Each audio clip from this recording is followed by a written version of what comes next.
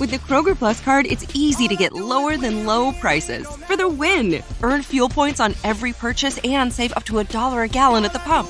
The Kroger Plus card, all you do is win. Big, big savings. Sign up now at Kroger.com and start saving. Kroger, fresh for everyone.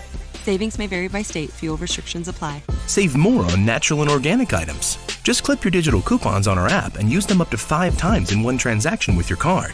Kroger, fresh for everyone. And here we are once again. It's Andy Rouse of the Deep Share podcast here with us on Loco Listens. And if you're listening right now, I just want to thank you. It's been a great year so far with some great feedback. Hope you all enjoy. And before we start, I just want to quickly share with you guys, I am now offering my services for video editing. So if you are a podcaster or a business owner or have some kind of brand, or you just want to make a cool reel or TikTok, hit me up, please. I'd be happy to help you. And you can find all of my current work on Instagram at Loco Listens. But now back to the episode.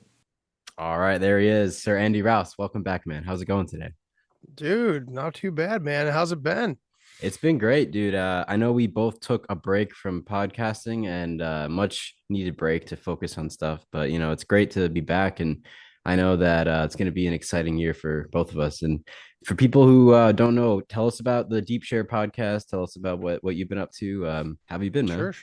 Sure. Yeah, man. Yeah, I didn't realize you took a break too. That's awesome, man. I mean, a lot of us I've heard that from recently. It's just this time of year, everybody Absolutely. needed to kind of be with family or do their thing, Yeah. Decompression is good.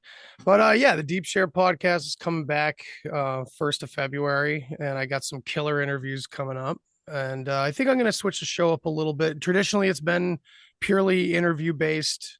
I mean, obviously, I've had a lot of podcaster friends come on and shoot the shit most of the time. That's honestly some of the most productive conversations right there, anyway. Right. But yeah, consciousness, ancient history, all the mysteries. That's kind of my jam, always has been. And that's what it will continue to be, no matter what the show does. So, yeah. Awesome, man. Glad to have you back. And I want to quickly touch on that ancient history, especially how it propagates in our modern culture with things like Game of Thrones. I know you had gone back to rewatch Game of Thrones at a certain point, because last time that we spoke was sometime in the spring, maybe like early summer 2022. Yeah. I know it's been a while, but did you end up going back to rewatch the entire series? And like, what are some takeaways, some things that stuck out to you this second time around that maybe you have overlooked first time around? So, well, the first time I watched the show, I mean, when you think about like season 1, I don't even know what year that aired, but I probably watched it the same year it aired, and then it turned me on to the books, and then I went from there. But even though I was, I guess you could say, like psychedelically kind of awake back then, I was also like heavily repressing a lot of it because there was no good community around to like have these kind of conversations. At least from where I was just mostly just reading dead guys in bookstores. So a lot of it I just kind of like ignored, but psychedelically I was kind of awake to these kind of themes and everything. And wow, I forgot where I was going. It is early. What were we talking about again? So I asked you about Game of Thrones, and it's kind of funny that you bring up like a psychedelic perspective, because some people get a little well, like if you consider like giants in the deep northern tundra, like that's a very psychedelic idea. Ancient civilization that has dragons, that's a very psychedelic idea, because it's so far beyond what we see in this 3D here and now. For sure. Yeah. But yeah, being psychedelically awake and like starting to question everything, it's been years, and now going back like all these years later to watch the first season. At least I didn't get through the whole series, but the first season, it was pretty wild to see all the connections, not only to like Tolkien's philosophies, but then to allude to what Tolkien was talking about as well, this commonality of this kind of hidden history behind everything, and it all having to do with the North, and how do you say, like basically like the old Germanic, European, Scandinavian folklore, things like that. Yeah, that's kind of what I got out of it just watching the first season. I couldn't do the whole thing. Yeah, I oh, couldn't. that's It had, honestly hadn't been long enough, I don't think. And I'm still kind of pissed that George R. R. Martin has put out like side quests and fucking yeah. produces all these new shows, but still hasn't, put out The Winds of Winter, which is the sixth book. So, it's kind of just rude. And I'll boycott it for now. As Greta Thunberg might say, how dare you? But How dare you? I want to ask you something similar because you brought up some Germanic ideas, and there's been a lot of talk, especially from your show and from the people that you've been interacting with about the Box Saga, and it was really cool. You were the one to introduce me to that, and I got my copy of the Box Saga right down there, and I Nice. got to dig through. It's pretty cool. I've been loving this study of etymology, especially. But I want to ask you something else too, like in that same vein. I really like looking back on the historical shift, and you could call it by many names. You could say the shift from pagan culture to Christian culture, or from the shift of nature and Pan from Christ and hierarchy. What do you Mhm. think about those shifts, those cultural shifts, and how they're still playing out today? I think there's a lot of different angles we could look at, or maybe different scales. One scale would be divide and conquer, because I do see this as kind of like it's like a philosophical difference Hmm. in ideologies. And I think it's rooted from we're all from the same family. So I think at some point, the ruling class that kind of held pure order, perhaps, was broken apart at one point and kind of divided in a way. And I think it was an ideological divide originally, but it's probably turned into a million other things since then, of Hmm. course. But that's one way to look at it, like divide and conquer these two different ideologies.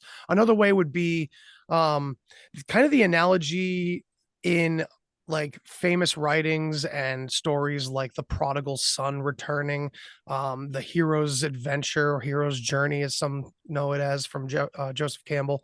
The idea of the young person having a new idea and breaking away from the old idea, right? And he goes off into the world. He's mostly proven wrong over and over Hmm. again and eventually has to return home. But then it's like a convergence of the old and the new at that point. I don't know. It's alchemical in a way, where it's like we're in this world of opposites here in the physical material world. So we can't really avoid it. So I think there's a lot that say religion can give us, and there's a lot that the perennial philosophy or paganism, heathenism can give us. It honestly doesn't really matter on that scale, at least, which one came first or which was right or wrong. Like none of that. It's kind of like these are aspects of our consciousness that clearly have been addressed over and over again in a multitude of ways from different perspectives for thousands of years. So they're not fake or not illogical. They're part of it, regardless of what you think of one or the other. And that's, yeah. That's pretty cool. That kind of takes us away from that tunnel vision that could be engineered by any particular culture. It's cool to recognize, the multifaceted aspects of not only the history of our culture, of our current culture, but also like the origins. Like you said, there's no need to argue which came first or what is the one true way. It's just we're seeing so many different like convergence, and it's really Right. interesting that you bring up uh, I want to say travel because travel as the alchemical process. I know Terence McKenna would talk about, the inner travel is a quest to bring something back. You pull something back from that experience as Right. like a gift to the rest of your tribe, your world, your community. And I'm curious, after studying the Bach saga a lot and getting into different historical narratives, what is something that you feel like you brought back that helps in your own conception of reality or in the way that you think about what's going on now? What do you think about all that?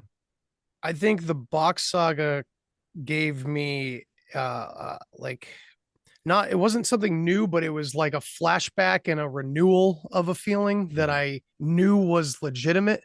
And of course, it harkens back to psychedelic experience where it's mm, like something is so uncomplicated yet so complex, but so simple at the same time and so straightforward and fits all the right criteria that, not to say that like the box saga is 1,000% right, or it's never been messed with or whatever.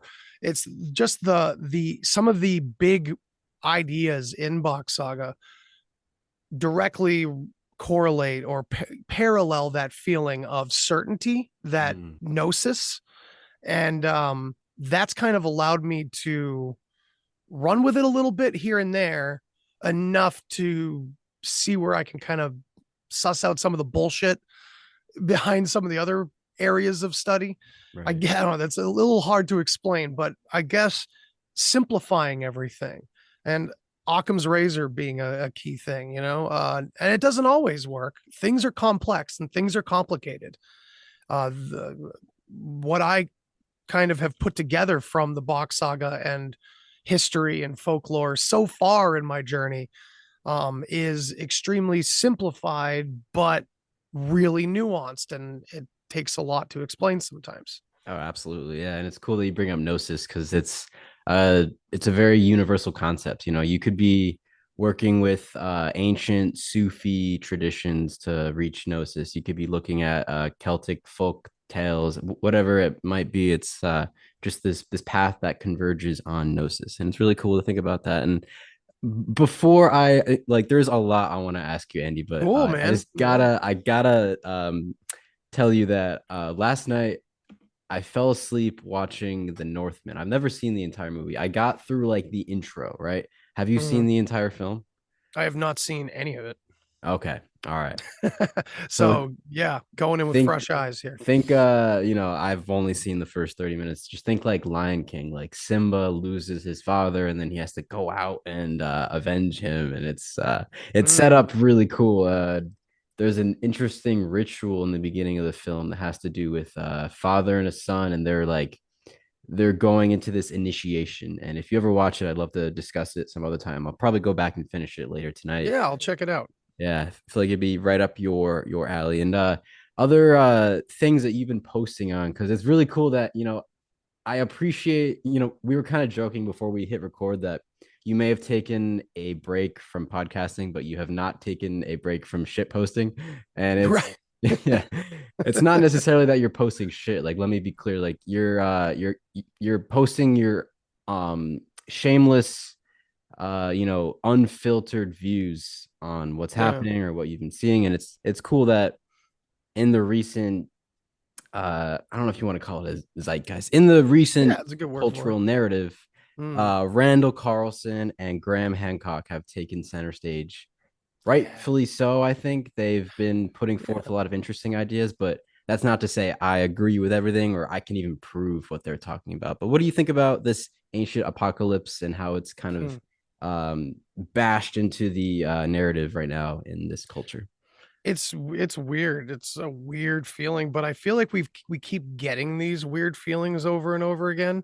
And it reminds me of when I was younger, when suddenly like the metal bands that I was listening to were suddenly on MTV. Mm, And it wasn't because suddenly everybody was getting wise to how badass underground death metal was or something. No, it's because suddenly this band that I love didn't sound the same anymore.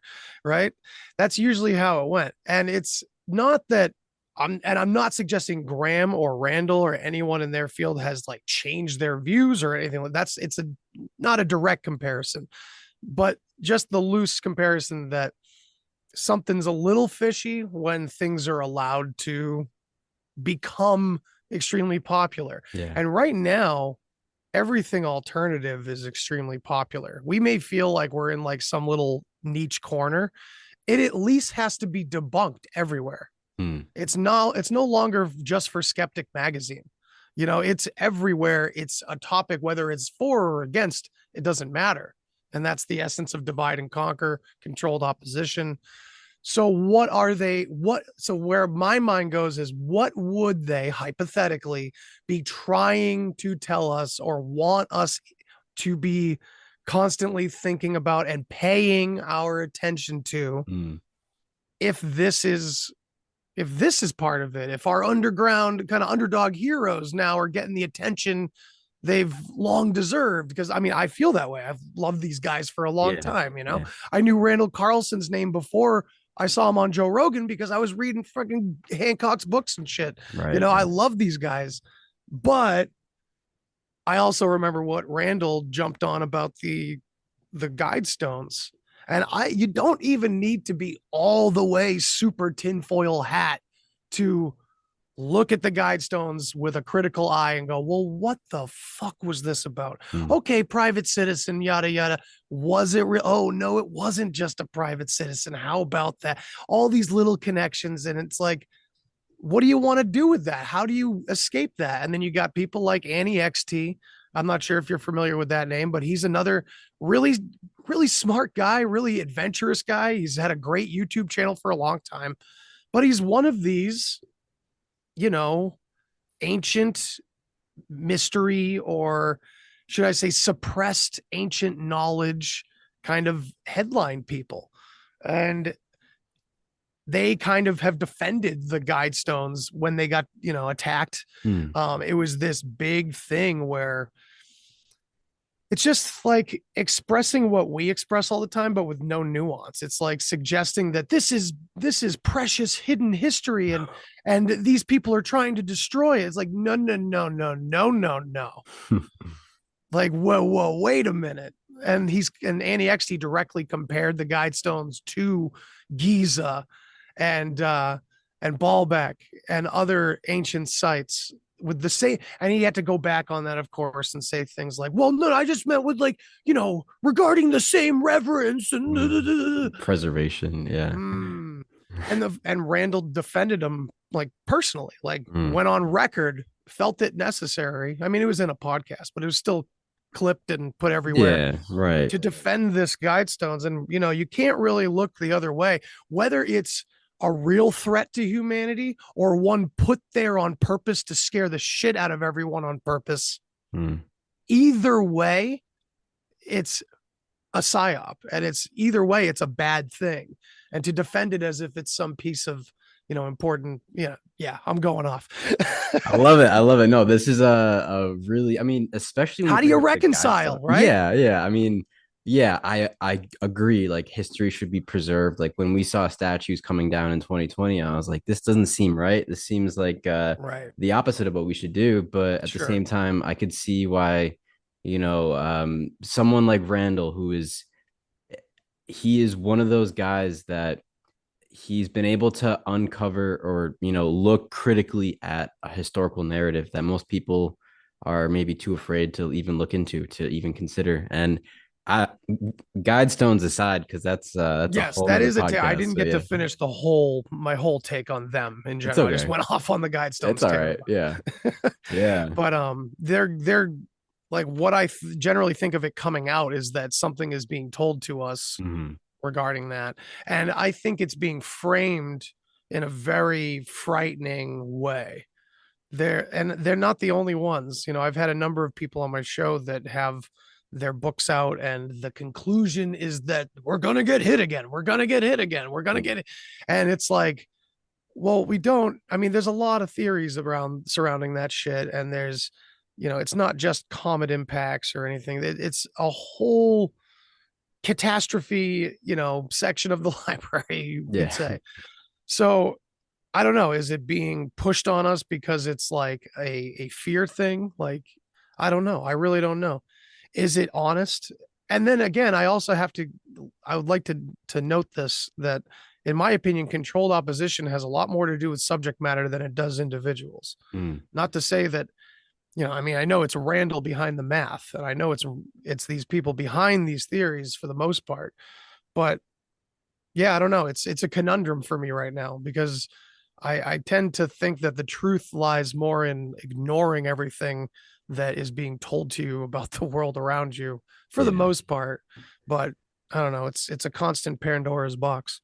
Yeah, exactly. There's so many different ways that our attention can be drawn, like in so many different directions. And it's sometimes I think you're absolutely correct. We have to kind of forget everything or ignore everything and kind of like look for ourselves. And there's another kind of this might be the perfect segue because if we're thinking about ancient history, that also includes ancient folk tales and creatures, for lack of a better term. And I saw this cool video you posted from Bill Donahue.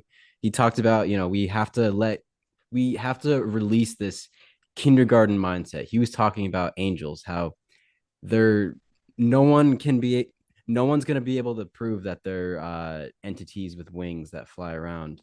The angel is within you. It's that voice, that Jiminy Cricket that guides you, that intuitive feeling. And it's cool that he brings up this kindergarten mindset, and that starts to put into question all these folk tales. I mean, they're all exciting stories, and they have really flavored historical narratives and cultural paradigms, but maybe we're approaching them the wrong way, and maybe our ideas of the supernatural aren't as mythical as we think. Maybe they're really just part of who we are. And I was wondering if you wanted to start to get into this idea that you shared with me a couple days ago about rehumanizing antiquity. And it seems like a really cool Yeah. concept. I know you're really excited to get into it. How would you like Yeah. to start? Sure. Yeah. Yeah. And it's a really nuanced thing to talk about because at first it's going to sound like I'm ruling out or ridiculing even basically all spiritual experience in a way. And I'm absolutely not because I've had those experiences myself and I've had to redefine everything myself as well. Mhm. The only thing is, I've had a voice forever saying, keep questioning, keep questioning, keep questioning, because like everything has been so convenient for the past 15, 20 years of researching, at least from that perspective, from the psychedelic, what is reality, what is everything kind of perspective. It's been like 20 years of looking into every different category you can imagine and coming out the other side and still remaining in that Occam's razor mentality of keep Mhm. questioning, condensing, simplifying, not reducing, but simplifying, Yeah. down to its primary form, everything I could find. And the Bach saga, again, gave me a big leg up with this, whether, again, if it's completely true or just hints at certain things. The Bach saga merely opened the door for me.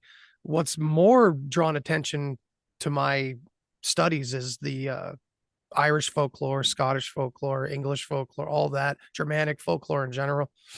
Um, it's kind of shown me that this is a spiritual and historical kind of thing that's happened to us. And whether it's entirely nefarious and intentional or only partially, and part of it's just natural game of telephone in a way, that could be. Mhm. But what's happening is, it seems to me anyway, that who we are on a macro scale is our history. On a micro scale, it's who we are inside. That's our spirituality. We know that the powers that be, quote unquote, they always try to take our power from us and try to reduce it down and pretend it doesn't exist and it's somewhere else. So the way they do that is they keep us as orphans in the world through our history Mhm. while hijacking that history, not by necessarily throwing it away or setting it on fire and burning it into nothingness, but to literally use it as a way to harness our spirituality. Mhm. It's getting two birds stoned at once, man. Yeah. As I like to say, Mhm. it's literally twisting real ancient history so we don't know our origins, but selling us on a fake origin through spirituality, which again is taken away from us and given away to other entities, when really what this comes down to is our framing of reality itself Mhm. and consciousness. A debate that we still have going on, of course, endlessly. But for those of us, I think some of us out there who have eyes to see in that direction, it's everything is consciousness. Everything, this is all part of consciousness. And so there is no outside, there is no inside, there is no other. when it really comes down to it. And a lot of people say, well, I'm not talking about that scale. Well, you have to, because we're talking about spiritual teachings and spiritual books and things that literally affect the core of our being, not some flagrant fucking political scandal. This is Right. the core of it all. So you have to talk about that scale, because they're literally taking the concept of unity away right now. They're trying to harness it into a digital utopia, right? They're trying to take those real concepts, plaster them further and further and further into the material understanding of reality, because that takes us, not that the material reality is not real, but it takes us further and further away from our source, further away from our true essence. And that's a lot to take in. I know. Well said, though. I mean, the problems of the physical reality. Like, I can give you an example. You've probably been seeing people, jokingly, but also, I mean, some people are taking this very seriously, jokingly posting about how gas stoves are going to be banned, and that people are like, Right. "Well, you can't take it from me. You know, come and Yeah, get it." take my And it's, stove. yeah.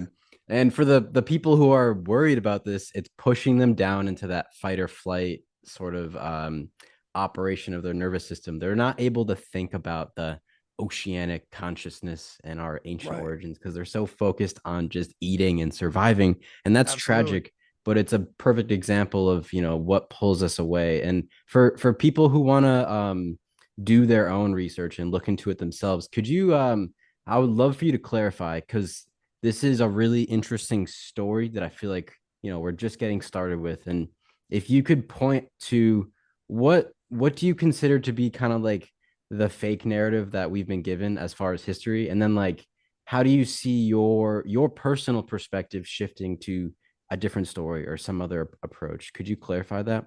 Sure. Currently, we have a lot of narratives popping up in alternative history and all.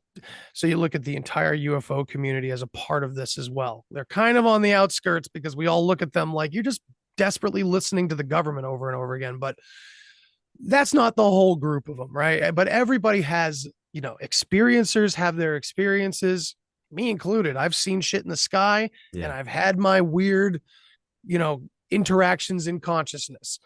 Um, so we have mostly this narrative that it can be cut and dry as these interdimensional beings are coming in, or we have aliens from other planets coming in, or we have aliens that have, that landed here millions of years ago and they've been among us all along. But it's always alien, right? It always has to be other, always has to be other. Um, so that's a big problem. But we won't get into the problem yet. But so that's mainly the concern I have, because we're upgrading our terms, nothing more, right? We're trading the old psyop for the new psyop. And that digs in even harder. It's a little easier to attack the UFO community than it is to attack the religious community. I'm not trying to attack anybody, but Yeah. all of the religious side of it is the same. We look at ancient history, they're trying to call it ancient aliens now, but it's just changing the vocabulary from one supernatural thing to another. In a way, it's something that we're not able to prove. It's something otherworldly. It's something outside of our human experience. But either way, it's the same kind of thing. It's just an upgrade to contemporary terms. Hmm. In my opinion, a lot of the ancient spiritual knowledge that I've seen and read that resonates with conscious experiences is just the primitive version of what people say about simulation hypothesis, right? I mean, these are just upgrades to our contemporary understanding. Regardless, to me, it's all psyop, and it's pushed and allowed. I mean, when it comes to the way religion was pushed, especially westernized religion with gods and things like that, even the way they view and teach paganism as that they had pagan gods and that they worshiped gods. That's not true either. But that's the way they framed even the ones they don't believe in anymore. So it's all part of the same structure being pushed. And now we see on the UFO side, it's being pushed hard and it is being drug out hard.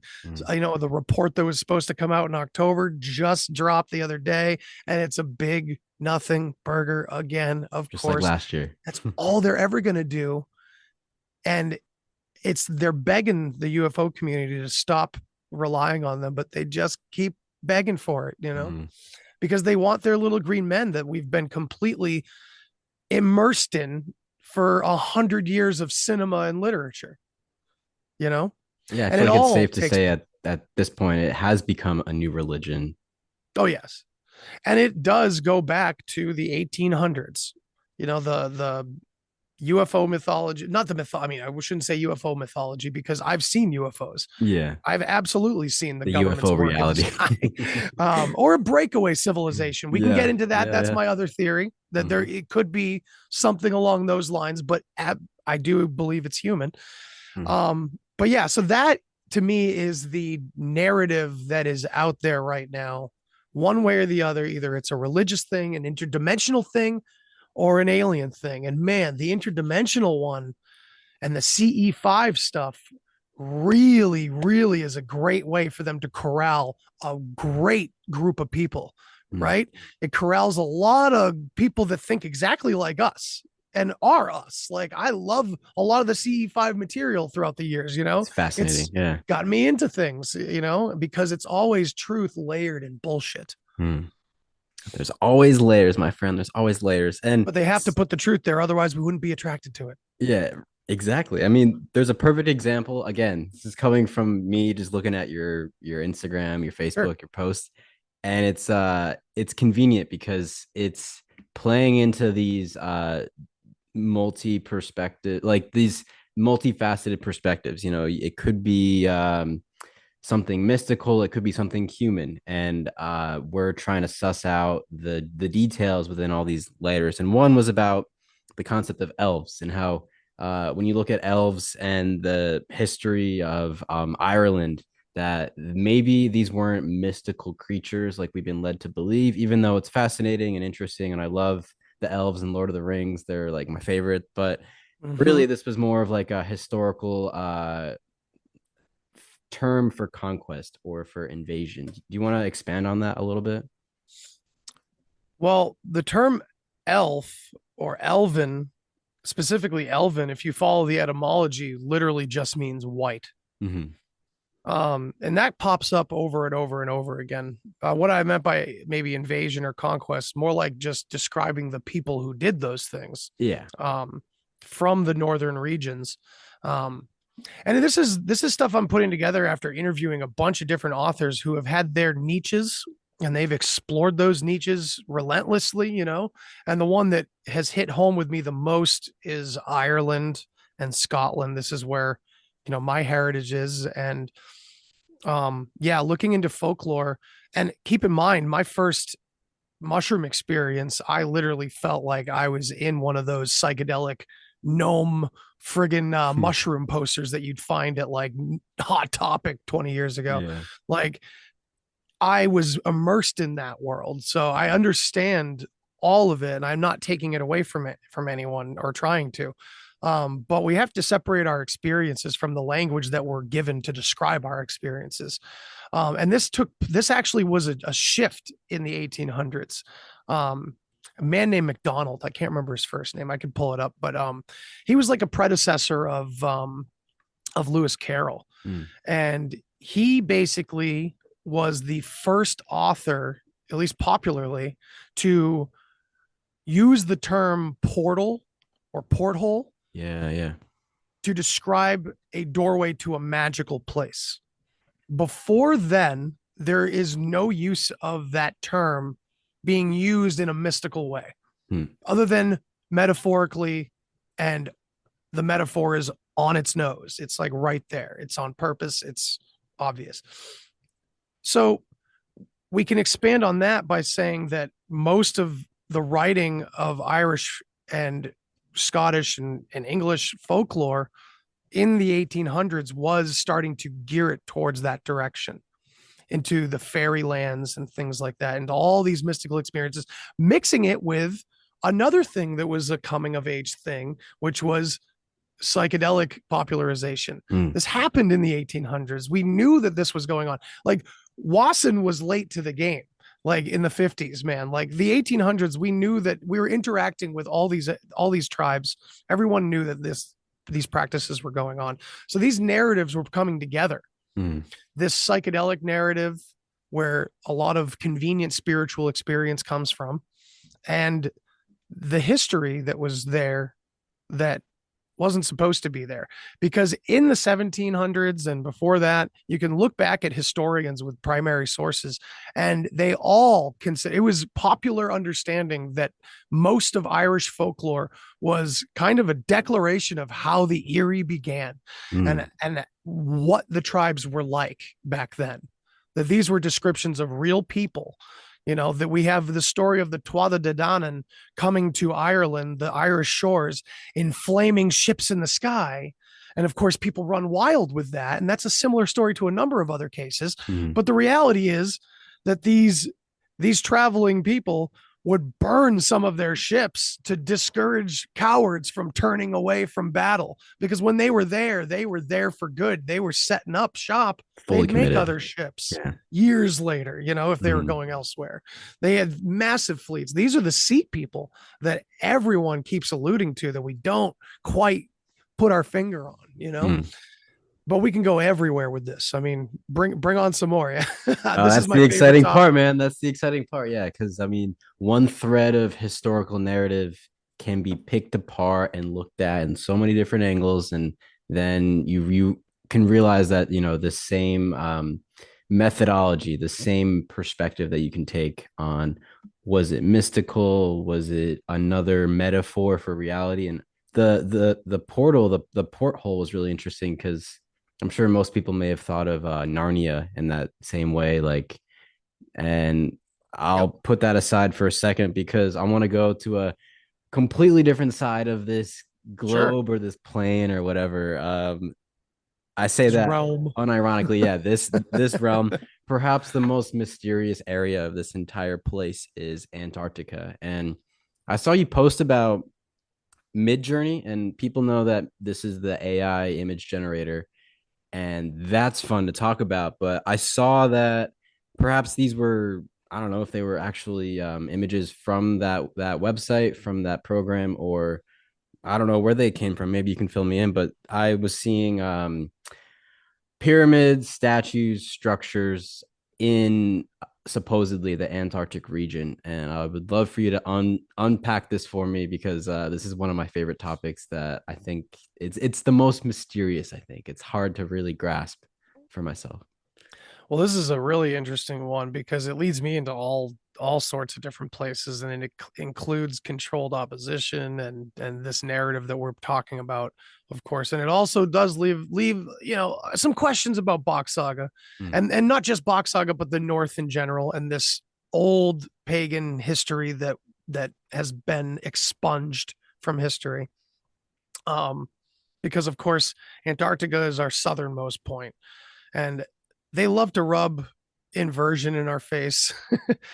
Just like the Bach Saga describes hell as this place in the north, which, I mean, the term even means completion, home, heaven. Yet what do we do with it? And of course it's a frozen place basically up in the north, yet it's down. It's all inverted. So it's interesting when we get all these stories about Antarctica, not to branch off too far from Midjourney, but just to give another clarification about Antarctica. Something popped up recently with Admiral Byrd and high jump. And high jump's fascinating when it comes to whatever the fuck the Nazis were doing. The Aryans, them white people. So keep that in mind when we're thinking Bach Saga. It's really interesting, the actual information about high jump and what happened down there. And it was probably a big fucking war mission with the Nazis and everything. But when it comes to his secret journal that his son supposedly released and everything, all the flight information, every log matches identically to the public facing high jump logs that have to be reported, right? Even engine problems at the same exact times, all these time signatures line up. So right there, that's extremely suspicious, right? On top of that, the description of the flight and where they are in this secret journal is about the North Pole. It's not about Antarctica. Yet high jump takes place in Antarctica, and that's where this journal is supposedly taking place to everybody that's talking about it. So that is a really interesting case. First of all, if it's all fake and it's not about high jump and it has nothing to do with Admiral Byrd and it wasn't real and there was no inner earth shit, why that particular narrative? Why Aryans underground? Why is this always the narrative? It's always right back to what we're talking about in folklore, all the way over to the Persian Gulf with the Anunnaki or the Tuatha De Anu in Armenia, which connects the Ireland story to the Anunnaki story. These are all white travelers with blue eyes, red blonde hair. It's too much, man. Well, let's circle back really quick. How does one Yes. discover for themselves that, Operation High Jump was actually going to the North Pole and not the South Pole? How does one come to that Wait, conclusion?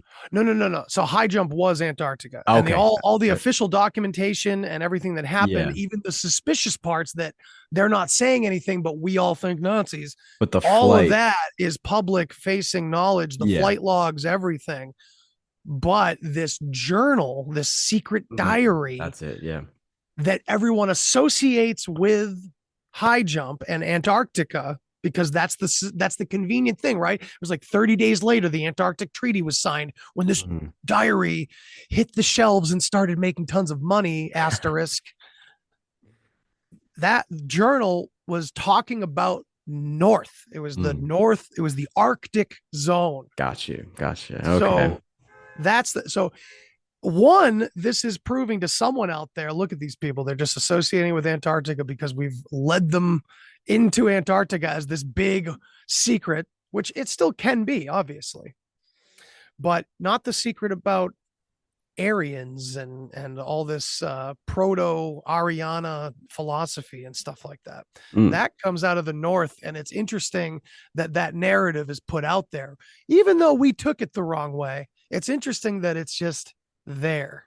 I want to hear you speak about Midjourney. Back to Midjourney. Really quick. I just have to get this out there because I didn't plan on. Well, this idea just came to me while you were speaking, but there's etymological similarity. Lucifer and Ahriman and Aryan. And I'm just curious if you have any thoughts on that particular thread, Ahriman, Aryan. Most of any words that have to do with satanic, Satanism, Luciferian, like you're going to find this in the old heathen pagan language, regardless. It's always going to be there. As how we frame it, whether we trust the Catholic Church in our contemporary conspiracy theory minds or not, we tend to believe them wholeheartedly when it comes to paganism and heathenism because of what the elites put out there, right? That's kind of what I got to say. Oh, yeah, no, absolutely. It's like, when will we learn? Yeah. Well, think about it. The sensitive issue out there that we won't really get into, everybody ends up, or not everybody, but some people end up blaming a certain group, and then they are just done. They're just completely shut off, and there's all the evidence and everything.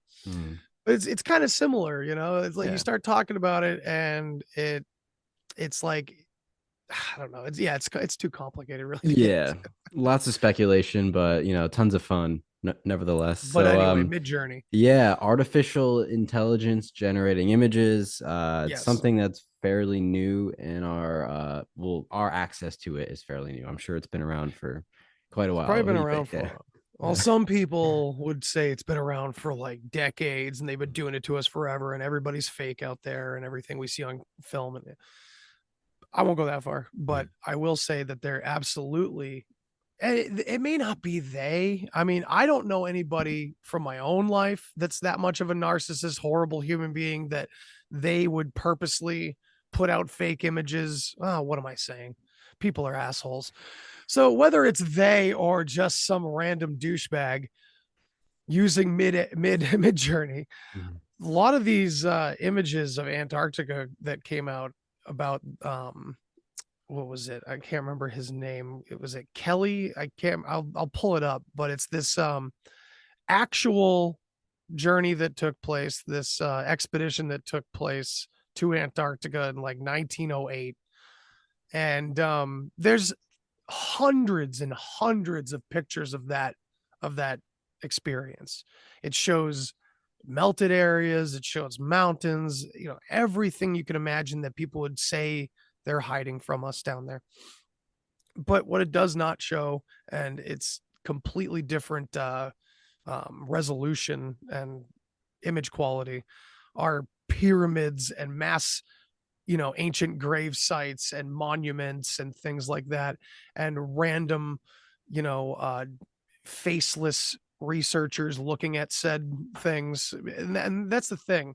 AI, especially these mid-journey type art generators, they have a real hard time with human faces. They're getting a lot better at it, but when it comes to random generation, when they're putting things together, it seems like they have a real problem with it.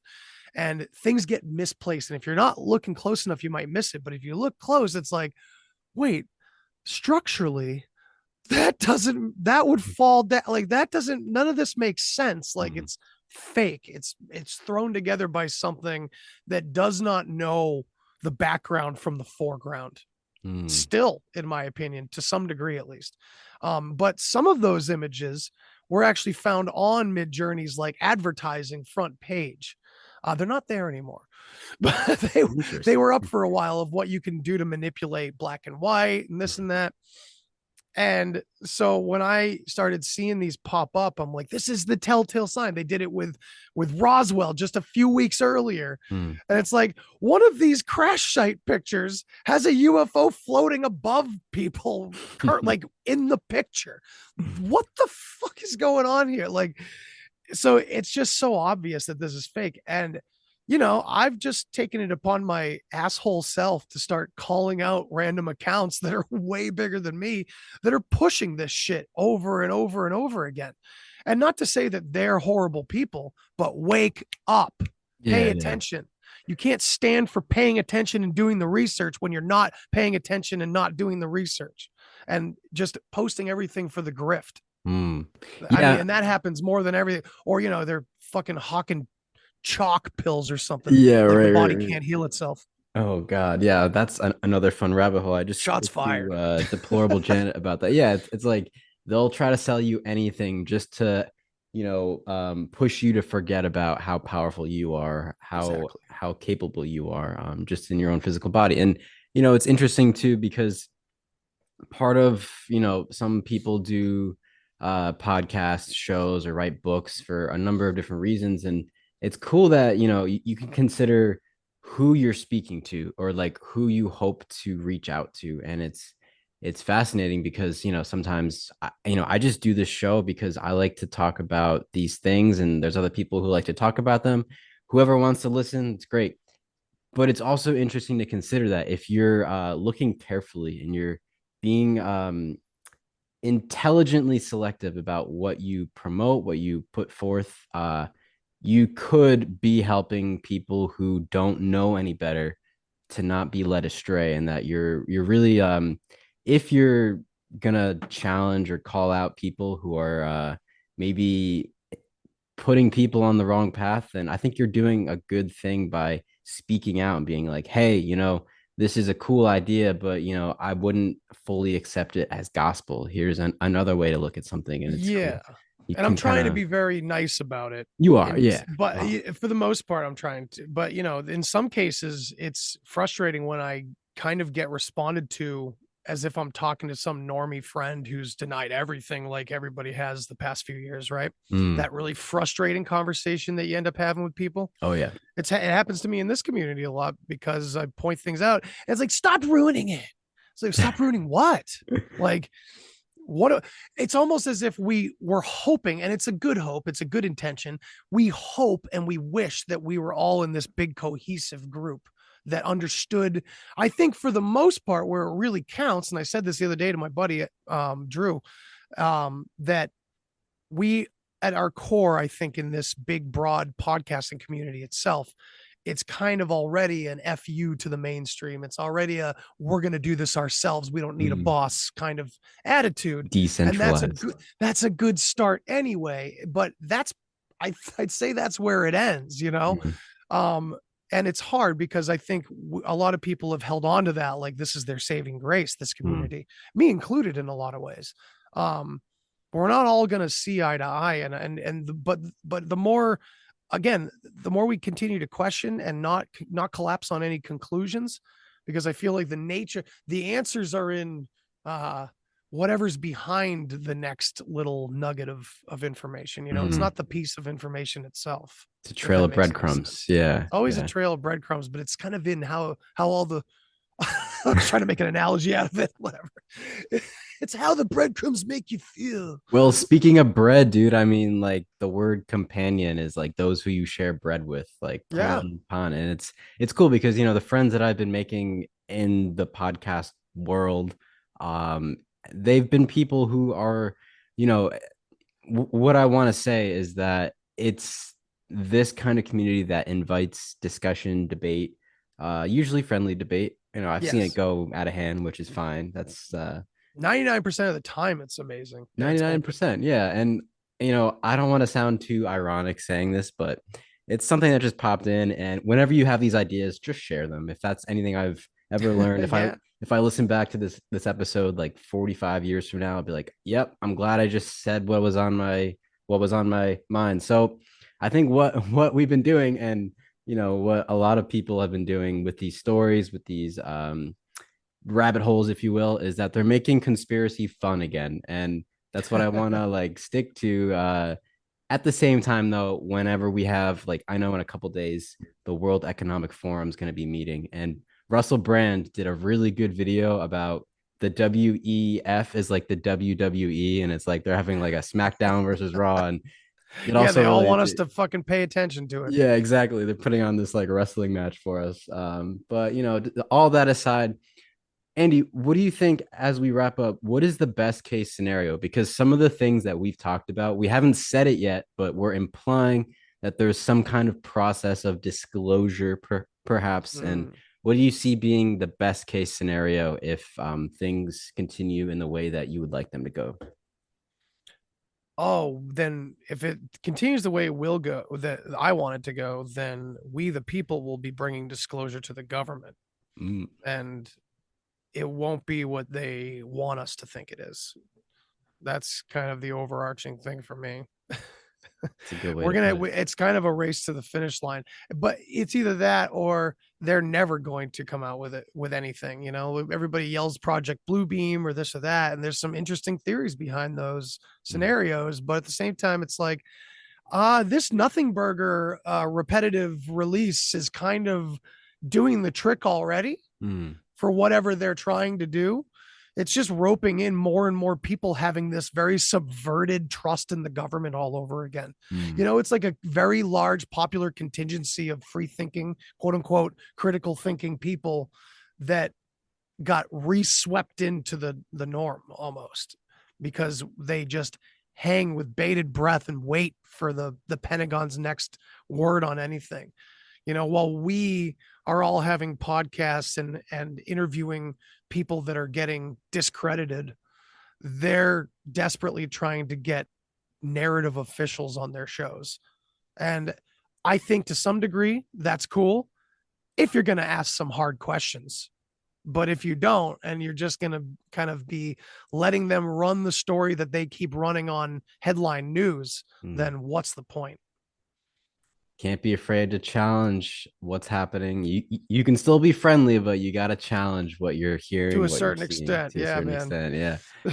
Well, man, this has been fantastic. And before I let you go, I saw you got a new logo for the Deep Share podcast. It kind of looks like this Russian doll sort of design. It's really cool. Yeah. You want to tell us about what's coming up in 2023 and maybe if you want to share the thought process behind this new logo, we'd love to hear about that. Oh, the logo was basically the idea that I've had since I started this podcast with a few people, constant conversations about fractal reality. Mm, And the Russian doll has always been one of my favorite metaphors for that.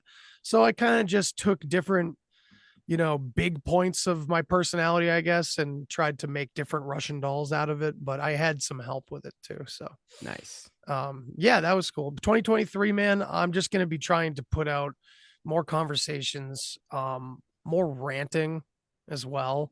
Um, Because I love doing the interviews, and I try to always have people on that say things, whether they're other podcasters or authors or filmmakers or whatever, whoever it is, it's people that I really appreciate listening to, and they give me a new perspective. Mm. But a lot of times after I've gotten a lot of that, I I need to honor the idea that I need to like throw it all out of me and like Yeah. see how it processed in my head and Mm. see how it comes back out Helps of you me organize it all. back to the collective, right? Mm. And instead of honoring that, I'll just, keep pushing on with more and more interviews. Mm. And eventually I kind of get burnt out, and I don't appreciate who I'm having on when I should, or I desperately want to just say, can you talk for an hour? And I'll get some questions along the way. Yeah. I get this laziness. And so yeah, I want to make sure to keep that balance this year and put out some great interviews, and also just have my wife sit in with me and like pose a question to me and Oh, let me cool. just go berserk for an hour off Yeah, that one topic.